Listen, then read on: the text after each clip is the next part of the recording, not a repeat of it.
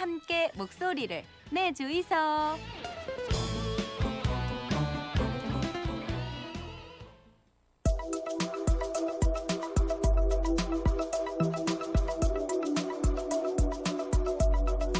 자, 과학이 어렵다고요? 이 남자를 만나면 과학이 굉장히 쉬워집니다. 김병진의 사이언서, 부산산업과학혁신원 김병진 원장 함께합니다. 어서 오십시오. 어서 오십시오. 과학자들은 커피도 굉장히 좀 다르게 마실 것 같아요. 자기가 만들어서 먹는 사람. 본인들이요? 네, 그렇게 심취하는 사람들도 많죠. 뭐 이렇게 뭐 그리고 비커처럼 생긴 거예요. 이렇게 해가지고. 실험기구 가지고 실험기구 가지고 그러니까, 커피를 로스팅하거나 네, 예. 그렇게 먹는 분들도 많죠. 예. 깔때기 가지고 예. 우리 커피 드립을 할 수도 있는 거니까요. 그렇구나. 자, 오늘은 그 미국 대선 당선 예. 예정자죠. 우리 저 바이든 후보 예. 친환경 기술에 굉장히 주목을 하고 있던데 바로 승기를 잡자마자 첫 번째로 파리 기후 협약 재가입 요걸 예. 거론했단 말이죠. 이게 무슨 의미인가요?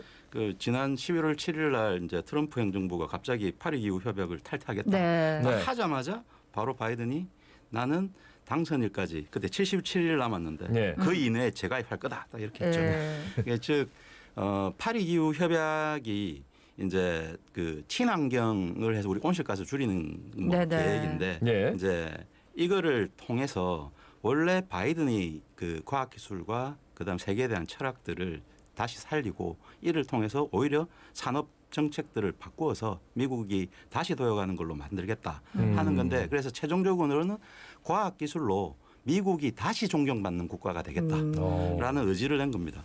그래서 그 이러한 그 파리 기후 협약뿐만 아니라 더불어서 이제 코로나 위기도 과학기술로 극복하겠다 얘기를 했죠. 그래서 그 이전에 트럼프는 과학기술을 좀 싫어했어요. 안 똑똑해서 그런지 모르겠지만. 그래서 싫어한 정도가 아니라 거의 무시했고요. 과학기술에서 나오는 결과나 과정을 미신처럼 생각하기도 했습니다. 그래서 미국의 과학기술인들이 트럼프 행정부를 되게 싫어했고요. 네. 실리콘밸리에서 정말 싫어하는. 이번 대선 때 그 과학기술인들이 아예 대놓고 우리는 바이든을 지지한다. 그래서 지금 이제 바이든이 당선이 거의 확실시 된 거잖아요. 네네. 그래서 이제 미국 과학자들이 이제 미국의 과학기술계에도 새로운 봄이 왔다. 뭐 이 정도로 얘기할 정도로 하고 있습니다. 아니 트럼프가 했던 말 중에 저는 제일 뭐 충격적이라 할까요? 웃긴다 할까요? 지구온난화는 음모론이다 이렇게 얘기를 해가지고 그 정도로 해서 하는데 그게 사실은 속내가 예. 바이든에 대한 견제가 있습니다. 왜냐하면 파리 기후 협약 자체가 그 오바마 행정부 때 미국이 주도해서 만든 기후 협약이거든요. 네. 예, 예. 근데 그 뒤에 오바마의 뒤에 그때 부통령이 누굽니까? 바이든입니다. 예. 그래서 바이든의 철학이 깊게 담겨 있는 게 파리 네. 기후 협약이기 때문에 한편으로 보면 그게 정치적으로 파리 기후 협약을 무시해야지만 온실가스에 대한 네. 경고를 무시해야지만 바이든에 대해서 우위를 점한다고 생각합니다. 아, 이게 벌써 그때부터 그걸 준비한 거예요. 그렇죠. 그렇죠? 취임하자마자. 예. 그러면 파리 기후 협약하고 과학 기술하고 뭔 네. 상관이 있는 거예요? 일단 파리 기후 협약부터 우리 다시 한번 봐야 되는데요. 예. 파리 기후 협약이라는 거는 그냥 뭐 청정하게 하자 이 정도 수준이 아니라 지구의 그 평균 기온을 산출을 합니다. 네. 근데 이게 우리 산업혁명 이후에 굉장히 많이 올랐거든요. 지금 1.2도 정도 올라갔는데 이게 2도 이상 올라가면 매년 많은 땅들이 침수가 되고 네네. 그래서 사람들이 살 곳을 잃어가고 네.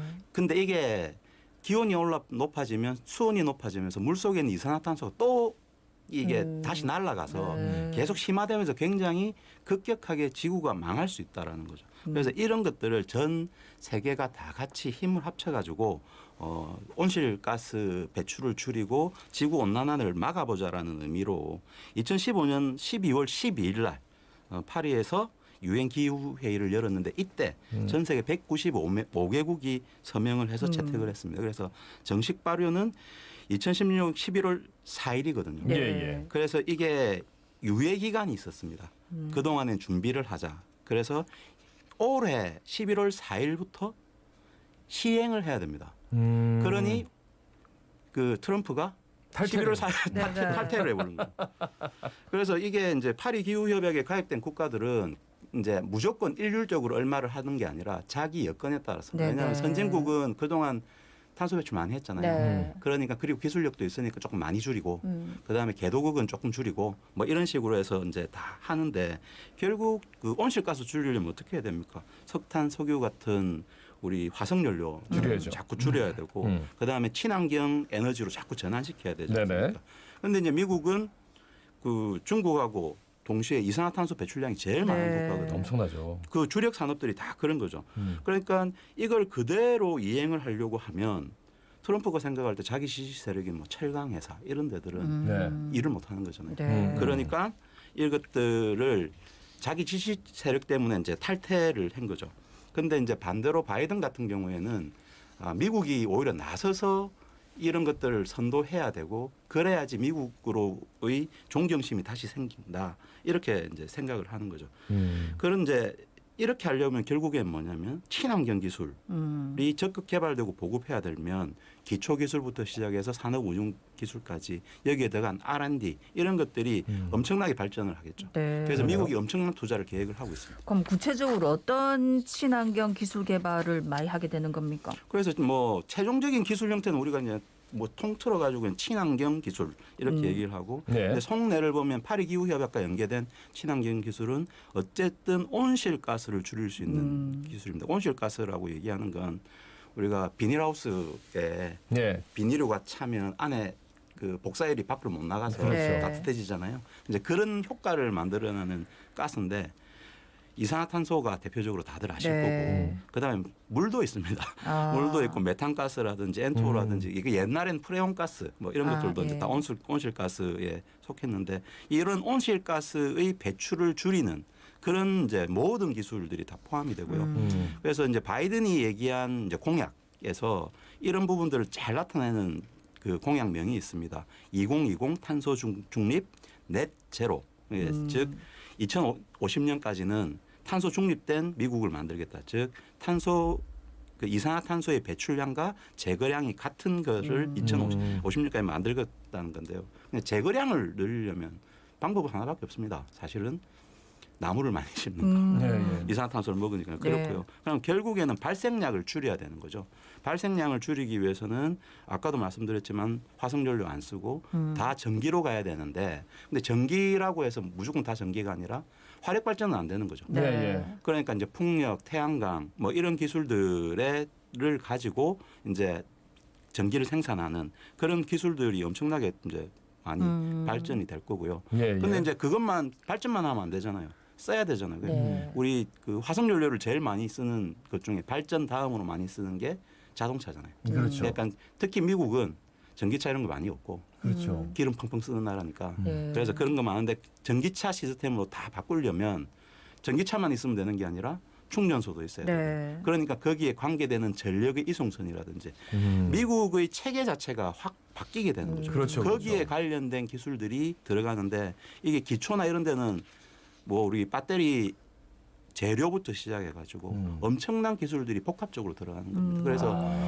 아주 기초부터 해서 응용 기술까지 대폭적인 그 R&D가 일어날 거고요. 그래서 바이든이 얼마를 쓰겠다고 했냐면 청정에너지 파트에다가 예. 2조 달러를 투자하겠다. 2조 자기 임기 달러. 동안에 원이 아니라 달러. 2,200조 원입니다. 우리 돈으로. 와. 그다음에 그 중에서 R&D로 그 관련된 R&D에만 3천억 달러. 우리 돈으로 335조 원.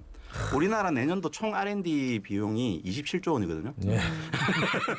비교를 해보시면 엄청난 수치라고 생각하실 아니 수 있을 근데 겁니다. 이제 미국 같은 경우는 땅이 워낙 넓으니까 예. 사실 태양광 이런 것도 어떻게 보면 이제 돈만 있으면 하기는 우리나라는 사실 이런 거 하려면 되게 어렵잖아요. 산 맞습니다. 깎아야 된다요. 예, 예. 반대도 심하고 예. 오히려 이런 거는 좀 용이하겠네. 네, 그래서 미국은 말씀하신 대로 이제 땅이 넓으니까 네. 그리고 사막도 있고 그죠. 예, 예. 그래서 태양광을 보급을 하는 게 아마 가장 클 거다라고 예상을 합니다. 그래서 태양광 관련 기업들이 주가가 많이 올라가고 있는데요. 하여튼 근데 이제 문제는 발전하는 곳하고 이용하는 곳이 떨어져 멀죠. 있죠. 아, 예. 그런데. 예. 워낙 나 그러니까 예, 예. 그거에 대해서 전기를 발전해서 송전하는 기술, 네. 그다음에 송전해서 그다음에 각각 곳곳에다가 그 충전소라든지 이런 걸 예. 배치하는 기술에는 또 다른 2차적인 투자가 들어가야 됩니다. 네. 그러면 그게 이제 우리나라 기업들이 들어갈 수 있는 여지가 생기는 거네요.